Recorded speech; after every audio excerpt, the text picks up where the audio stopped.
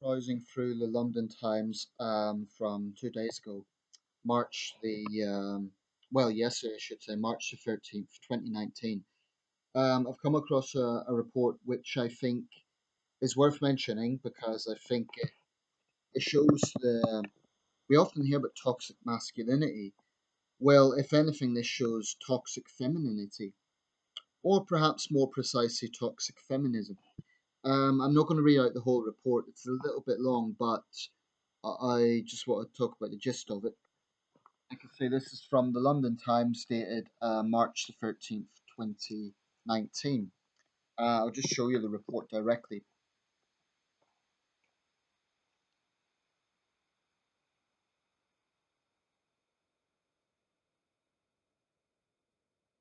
So hopefully that was clear in the video. Um, just get it straight. Yeah, so this is about a feminist writer by the name of Chidera Eggurue. I assume that's how it's pronounced. She's a 24-year-old campaigner and writes under the name Slumflower. I'm not sure what her background is, if she's British or I assume she is because she was a former guest editor on BBC Radio 4's Today programme. And she's known for writing the best-selling self-help book What a Time to Be Alone. She has almost 300 followers on social media. And she wrote, after my talk today, a white woman came to me crying, tell me she agrees with my views, but some young men have it so hard. When a follower replied, I guess she was talking about the huge and growing numbers of male suicides, which is an issue that needs addressing badly, Egeru posted a series of tweets in response.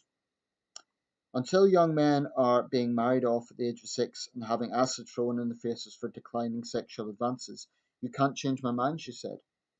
She added, men are murdering us and abusing children. You think I have time to theorize on why they can't cry? Women can't even go for walks at night because of men murdering us. And you want me to spend my time theorizing on why men can't cry? Not me, hun, so sorry. Um, hmm. A lot of people have responded to this, obviously, including many of her own followers, I'm pleased to say. And the report goes on to say male suicide is the single biggest cause of death for men under the age of 45 in the UK. Critics accuse Aguero of cruelty and a lack of empathy, while others support her point that not every discussion about the challenges facing women needed to also take into account the different problems facing men. Her comments were branded appalling online by some of her followers. One said, Chidera, your comment about male suicide was absolutely appalling and likely hugely triggering to many of your followers. You should be ashamed of yourself. Johnny Benjamin, a mental health campaigner, said he was shocked and saddened by the tweets. Figures show that 75% of all suicides are men. So this is an extremely damaging comment to make. If you're a male under 50 living in the UK, the most likely thing to kill you is not a road accident, heart attack, or cancer, but suicide. Comments like this could potentially stop men coming forward if they're struggling with suicidal thoughts and feelings. Um, Disgusting, absolutely disgusting. And for me, it's not that she's being callous, which she is, but it's her lazy, ignorant generalizations about men.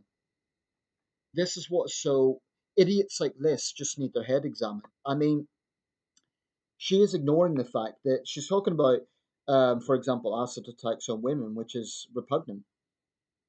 But she has a sexist assumption that there aren't lots of men who are horrified by that. This is what is so wrong about her mentality. Um, and it would be easy to dismiss her as a nobody, but she has 300,000 Twitter followers, so she obviously has some influence. And I'm pleased that her followers have spoken up, or at least some of them have. It isn't just about that contention. Not every discussion about women's rights needs to include the male equivalent. That isn't the issue. The issue is her lazy, disgusting generalizations. I want to talk about Congolese doctor, a man who won the Nobel Peace Prize a few years ago. Let me get his name. Denis Mukwege. Dennis Mukwege has devoted his life to helping women who are victims of violence. He's a Congolese gynecologist and Pentecostal pastor, and he rightly won the Nobel Peace Prize jointly with the, believe she was, yes, an Iranian women's activist, Nadia Murad. Excuse me, let me just get that right. Um,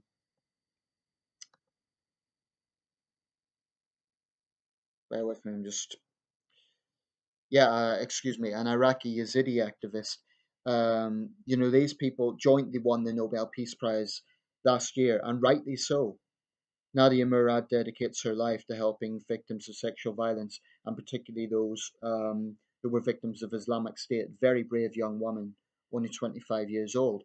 But the award was also awarded to a man who richly deserves it, Denis Mukwege. He's 64 years old. He's a Congolese gynecologist. This is a man who's dedicated his life to helping women. And this piece of garbage, frankly, that's how I feel about it. Um, Chidera Eggurue, for her to come out with such a callous, sexist attitude is disgusting.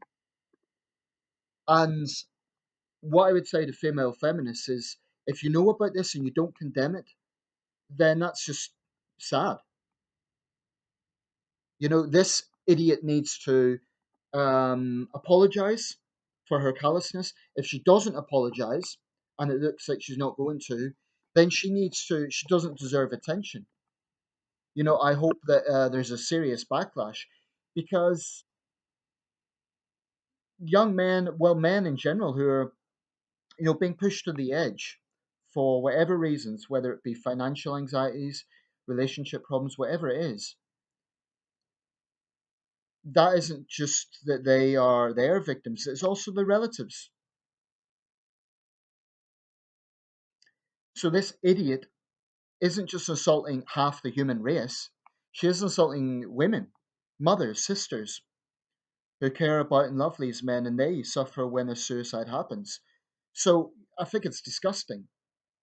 And I really do hope she faces a very heated backlash, peaceful, to the point where she is shamed into making an apology. And if she doesn't have the guts to look at herself in the mirror and think, well, maybe I was wrong about this, then, I really think that she doesn't deserve a platform. But I want to, if she's going to have a platform, and let's say the next time she's on some sort of like Today Show or other public platform, I hope she is grilled. I hope some journalist, male or female, puts her on the spot and asks if she's ashamed of herself. I'm sick and tired of people hiding behind, for example, in this case, it would be, I'm a woman of color. I'm a woman and I'm an ethnic minority. Therefore, I can be an obnoxious pig. Makes me very angry because if a white man said something like that, if he, for example, joked about women being raped or joked about acid attacks, he would rightly be absolutely condemned. So credit to the Times for reporting it. I wouldn't even have known about that because there is not the level of outrage when the person being callous is um, is an ethnic minority. There's obvious double standards there. The only way that there was a backlash against the racist Sarah Jong is because people who saw that promoted it. They kept up the discussion. The likes of CNN, certainly not the New York Times themselves, they were never going to report that. So the only reason that came to the public fore is because people saw it and they made an issue out of it. So I hope this really ruins her reputation. I hope she feels the backlash because words are not harmless. Anyone who may have seen those tweets, let's say there were a follower of hers, women who were following her, and maybe they'd lost a male relative to suicide. That would be, I imagine, incredibly hurtful. I mean, I find someone like that as obnoxious as and insulting as Frankie Boyle. I had a go at Frankie Boyle the other day in one video. I stand by that. But I think someone like this is just as obnoxious, just as cruel. So my message, Eggurue, shame on you. You're callous, you're ignorant, and you're wrong because you may hate all men, and you do fit the stereotype of a man-hating feminist because you're basically attacking half the human race. You're a disgrace to what feminism should be about. You are a disgrace to those women who have lost male relatives to suicide. You're a sexist, and you're an absolute. You're a disgrace to humanity. Actually, shame on you. There are people out there who are doing their best to make the world a better place. People like Nadia Murad, people like Dennis Mukwege, they deserve respect. You don't. And I mean, I hope one or two things happen because you're not going to apologize.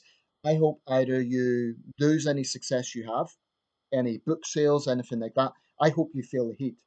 Or if you continue to be in the public light in whatever capacity, I hope someone puts you on the spot and really grills you. Because after those disgraceful tweets, that's what you deserve. Shame on you.